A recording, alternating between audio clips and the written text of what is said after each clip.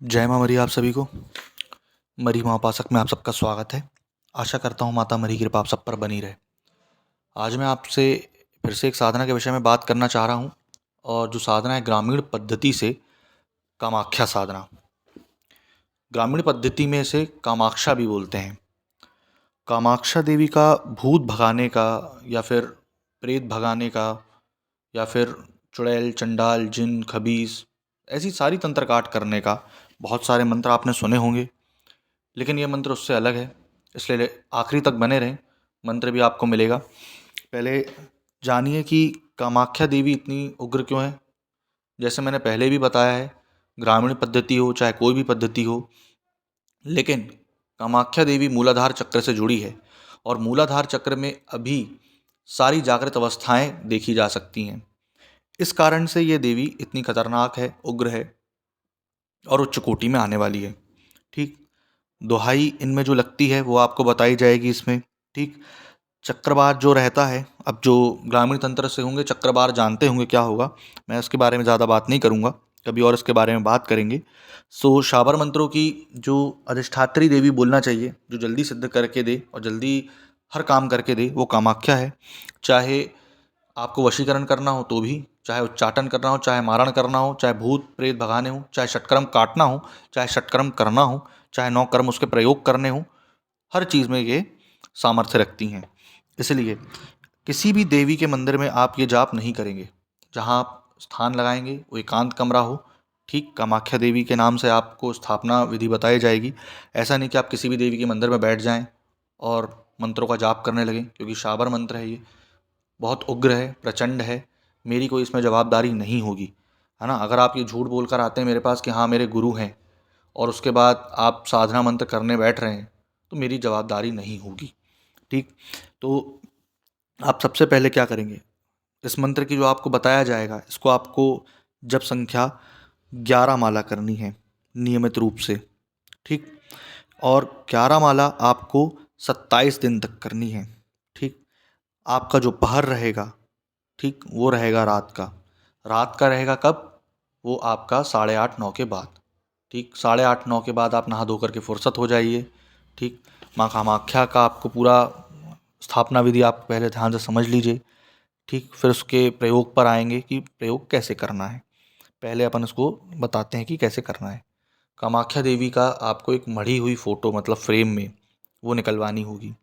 ठीक, लाल कपड़े, लाल आसन, लाल कपड़े का बाजोट, जो बाजोट पे लगाएंगे कपड़ा लाल रहना चाहिए। कामाख्या देवी की जो तस्वीर रहेगी, पहले बाजोट को आप धो लीजिए। ठीक, धो नहीं पा रहे हैं, अगर आपका लकड़ी का है बाजोट तो आप उसको अच्छे से पानी से खींच लीजिए गंगा जल से। जितने भी आप पूजा पाठ की सामग्री लाएंगे उसको गंगा जल से खींच लीजिए। उसके बाद बाजोट पर 3 बार मंत्र पढ़ते हुए, जो मंत्र बताया जाएगा आपको, उससे मौली धागा बांधिए। शिववाचा गुरुवाचा ब्रह्मवाचा दीजिए उसे। ठीक, क्योंकि इसको कुंवारी कन्या का भी बोलते हैं, जिससे कुंवारी कन्या के जो रोग रहते हैं वो भी दूर कर देगी। अब आते हैं क्या, बाप ने बांध तो दिया, फिर फोटो पर थोड़ा सा जल कीजिए, उसको फोटो को अच्छे से पोंछिए, उसको स्थापना करिए। आगे थोड़े दाने आप अनाज के बिछाएंगे। ठीक, चावल जरा रहता है जो उसमें अक्षत चावल।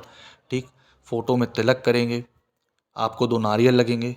ठीक, जो उनके एक भैरव हैं उनके लिए उन्मत्त भैरव, और एक रहेगा माँ कामाख्या के लिए। दोनों आपको मंत्र बताए जाएंगे, स्वास्तिक बना करके नारियल में उनके मंत्र लिखने होंगे आपको। सेम आपको बाबा भैरव के लिए भी करना है। जो आपको दिशा बताई जाएगी माता कामाख्या की, उस दिशा पे आपको रखना है दिया। ठीक, चमेली के तेल का दिया जलेगा और जो इत्र रहेगा आपको गुलाब का लेना है। इत्र आप लगाएंगे, फोटो पे चुनरी चढ़ाएंगे। सेम बाबा भैरव के लिए रहेगी काली चुनरी, और 4 मुखा दिया जलेगा उनका, वो बाबा भैरव का सरसों का जलेगा। ठीक, उसके बाद आप क्या करेंगे, जब आपको बैठना रहेगा तो आसन लगाएंगे। आसन पे भी थोड़ा बहुत पहले आप पानी डाल लीजिए, उसको स्वच्छ कर लीजिए। ठीक, नहा धोकर तो आप खुद बैठेंगे ही स्वयं। उसके बाद जब आप ये सारी चीज़ें कर लेंगे तो आप अपने क्षेत्र को कीलित करेंगे, फिर शरीर को कीलित करेंगे, फिर आसन को कीलित करेंगे। धूप दीप अगरबत्ती जला करके माँ की आरती उतारेंगे, फिर बाबा भैरव की आरती उतारेंगे। ठीक, उसके बाद आपको जो भोग बताया जाएगा, है ना, वो भोग रखेंगे आप। ठीक, दोनों के लिए बताया जाएगा जो भोग, माता के लिए और भैरव जी के लिए। दोनों को भोग रखने के बाद आपको स्वयं को टीका करना है। उसके बाद आपको मीठा लगाना है, ठीक। पान के पत्ते में हल्दी की गांठ, एक सिक्का और सुपारी, ये तीनों रख के आप अर्पित करेंगे दोनों को, और एक पान लगेगा बाबा भैरव को, ठीक। पान सादा रहना चाहिए, ज़्यादा उसमें ताम झाम नहीं लगेगी, मीठा मीठा पान ऐसा कुछ नहीं लगेगा, है ना। अब उसके बाद आपको जब ये सारी चीज़ कीलित करने के बाद, ये सारी चीज़ करने के बाद, अब आप क्या करेंगे, आप सबसे पहले गणेश वंदना करेंगे, गणेश के मंत्रों का जाप करेंगे। सारे मंत्रों के जाप जो चलेंगे रुद्राक्ष की माला पे चलेंगे, ठीक। अब आपने मंत्रों का जाप करना चालू किया, जैसे गणेश वंदना करी, फिर मंत्रों का जाप किया। उसके बाद गुरु वंदना करी, गुरु मंत्रों का जाप किया। उसके बाद शिव वंदना करी, शिव मंत्रों का जाप किया। उसके बाद क्षेत्रपाल, कुल देवी, कुल देव, इष्ट देव, इष्ट देवी, ठीक, नक्षत्र देव, सबकी वंदना करके आपको 11 माला ये मंत्र पढ़ना होगा। प्रतिदिन यही आपका रूटीन रहेगा। ज़्यादातर आपको इस साधना में मौन धारण करके रखना है, किसी से फालतू बात नहीं करनी है, गाली गलौज नहीं करनी है, मन को शांत रखना है। सात्विकता आपकी परम पूर्ण रहेगी इसमें। कोई तामसिक भोजन कहीं नहीं लेना है। मांस, मटन, दारू, सिगरेट, पान, सुपारी, यहाँ तक कि जो गुटखा, तम्बाकू वगैरह ये भी नहीं खाना है। सात्विक भोजन लेके शांति से करना है। आप जिस मंत्र जाप करेंगे जिस कमरे में, वहाँ पर ज़्यादा रोशनी नहीं होनी चाहिए, ठीक। उसके बाद जब आपके पूरे दिन कंप्लीट हो जाएं साधना के, ठीक, जब पूरे दिन कंप्लीट हो जाएं साधना के, तब आप लास्ट के दिन का जब हवन करेंगे, तब आपको आँख, ठीक, सुनते जाना, आँख, गूलर, आम, 3 चीज़ की लकड़ी लेनी है। आँख, गूलर, आम, इन तीन चीज़ों की लकड़ी ले लीजिए। उसके बाद आप इनका हवन करेंगे। हवन 108 बार डालेंगे। उसके बाद 108 बार डालने के बाद आप इनकी साधना को परिपूर्ण करके अब आपको प्रयोग विधि पे आते हैं, क्योंकि आप कर तो लिए।